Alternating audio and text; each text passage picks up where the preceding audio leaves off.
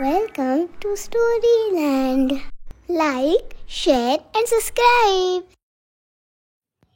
प्रजासत्ताक दिन. ओ निक्की, तुला माहितीये ना, उद्या 26 जानेवारी आहे, म्हणजे प्रजासत्ताक दिन. आणि मला यावेळी भाषण सुद्धा करायचंय. हो गट्टू, पण तुझं भाषण रेडी आहे का? आपण आई बाबांना विचारूया ना काय भाषण करायचं ते आपल्याला नक्कीच हेल्प करतील. हो निक्की, म्हणजे काय, आता आई आणि बाबांना बोलवून त्यांच्याकडनंच माहिती ऐकूया, म्हणजे आपल्याला आपलं भाषण करणं सोपं जाईल. चल चल, आई आई. बोला गट्टोबा, काय आज काय प्लॅन आहे? अगं आई, आम्हाला ना उद्याच्या प्रजासत्ताक दिनाची माहिती हवी होती. का सेलिब्रेट करतात, कसा सेलिब्रेट करतात, सगळं सांग. मला उद्या शाळेत भाषण करायचंय, त्यामुळे मला सगळी माहिती हवी आहे. ओ, असं आहे का? बसा दोघ जण, सांगते हा तुम्हाला माहिती. बरं मला सांगा, तुम्हाला प्रजासत्ताक दिनाबद्दल काय काय माहितीये बरं? मला माहितीये की उद्या आम्हाला शाळेला सुट्टी आहे, फक्त परेड साठी आणि भाषण करण्यासाठी शाळेत जायचंय. ते बरोबर आहे रे, पण प्रजासत्ताक दिन म्हणजे काय ते माहितीये का तुम्हाला? नाही. बर, प्रजासत्ताक म्हणजे थोडक्यात प्रजेच्या हाती सत्ता असणं. म्हणजे ज्या ठिकाणी देशाचा प्रमुख हा लोकांकडून निवडला जातो, म्हणजे निवडणुका घेऊन निवडला जातो की नाही, त्याला म्हणतात प्रजासत्ताक. म्हणजे थोडक्यात तुम्हाला माहितीये की नाही की 15 ऑगस्टला भारताला स्वातंत्र्य मिळालं, बरोबर? हो बरोबर, तेव्हा आपण इंडिपेंडन्स डे सेलिब्रेट केला ना. करेक्ट. मग 15 ऑगस्टला स्वातंत्र्य जेव्हा मिळालं, तेव्हा राज्यकारभार करण्यासाठी भारताला स्वतःचं असं संविधान नव्हतं.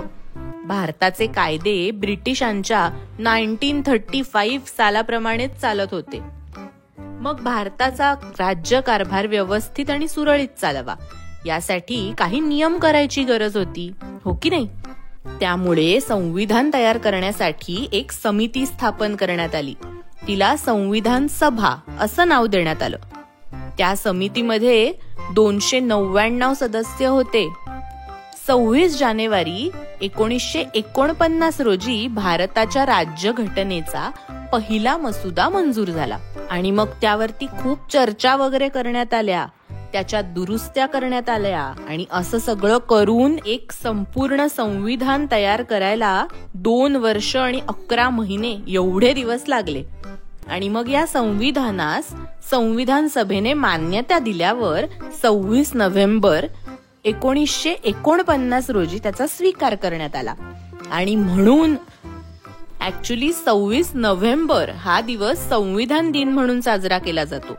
पण हे जे संविधान आहे ते 26 जानेवारी 1950 पासून अंमलात आणण्यात आलं. आणि म्हणून भारताने लोकशाही शासन पद्धतीचा स्वीकार केला असल्याने 26 जानेवारी 1950 या दिवसापासून भारताचे प्रजासत्ताक राज्य अस्तित्वात आलं. म्हणून 26 जानेवारी हा भारताचा प्रजासत्ताक दिन म्हणून ओळखला जातो. ओ बाप रे, अशी स्टोरी आहे तर प्रजासत्ताक दिनाची.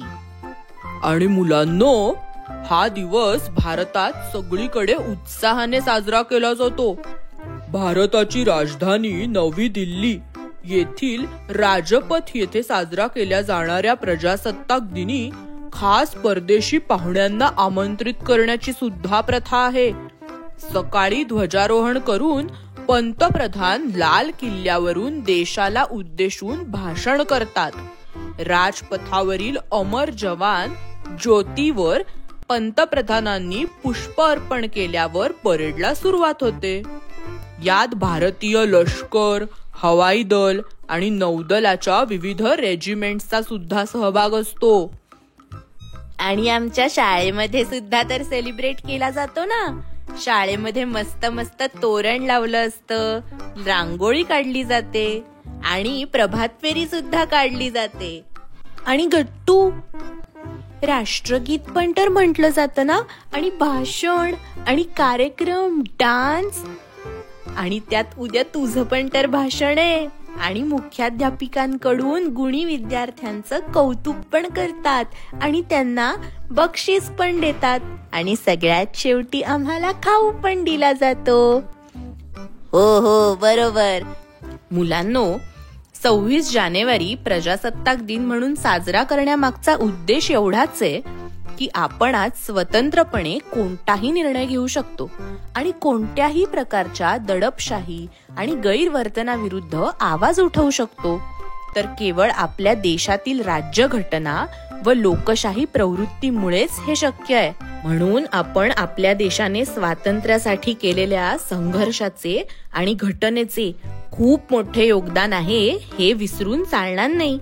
त्यामुळे स्वातंत्र्य प्राप्तीसाठी आणि संविधानाच्या निर्मितीसाठी ज्यांनी योगदान दिले त्यांच्याविषयी कृतज्ञता व्यक्त करण्यासाठी आपण 26 जानेवारी प्रजासत्ताक दिन म्हणजे राष्ट्रीय सण म्हणून साजरा करतो. आई, आता ह्या सगळ्यावरून उद्याचं भाषण सुद्धा करणं सोपं होईल ना? हो नक्कीच. आता उद्या मस्त भाषण कर शाळेत, काय? हो नक्की.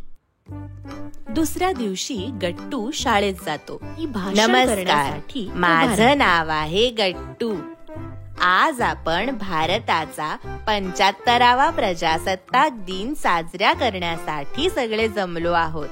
या शुभदिनी मी आपल्या सर्व देशवासियांना माझ्या शुभेच्छा देतो आणि आपल्या देशाच्या समृद्धीसाठी आणि सर्वांगीण विकासासाठी प्रार्थना करतो. यावेळी मला बोलण्याची संधी मिळाली हे भाग्यच आहे. 15 ऑगस्ट 1947 रोजी आपल्याला स्वातंत्र्य मिळाले हे आपणा सर्वांना माहिती आहे. परंतु 26 जानेवारी 1950 पासून आपली राज्यघटना अस्तित्वात आली. आपण प्रजासत्ताक देश बनलो. आपली राज्यघटना डॉक्टर बाबासाहेब आंबेडकरांनी लिहिली. राजेंद्र प्रसाद हे भारताचे पहिले राष्ट्रपती झाले आणि 1952 मध्ये आपल्या देशात पहिल्या सार्वत्रिक निवडणुका झाल्या. गेल्या 75 वर्षात आपल्या देशात अनेक बदल झाले आहेत. देशाची कमाल लोकांच्या हाती आली आणि भारत हा लोकशाही देश बनला. अनेक विकासांबरोबर काही त्रुटीही या मार्गात आल्या. बेरोजगारी आणि भ्रष्टाचार झपाट्याने वाढला आहे. या समस्यांवर उपाय शोधण्याची प्रतिज्ञा आपण केली पाहिजे, जेणेकरून आपला देश पृथ्वीवर राहण्यासाठी सर्वोत्तम स्थान बनू शकेल. धन्यवाद. जय हिंद. भारत माता की जय. भारत माता की जय. मुलांनो, तुम्ही प्रजासत्ताक दिन कसा सेलिब्रेट केलात आम्हाला नक्की सांगा. आणि असेच नवीन एपिसोड्स दर आठवड्याला पाहण्यासाठी आमच्या चॅनलला नक्की सबस्क्राईब करा. भेटूया नेक्स्ट वीक. बाय.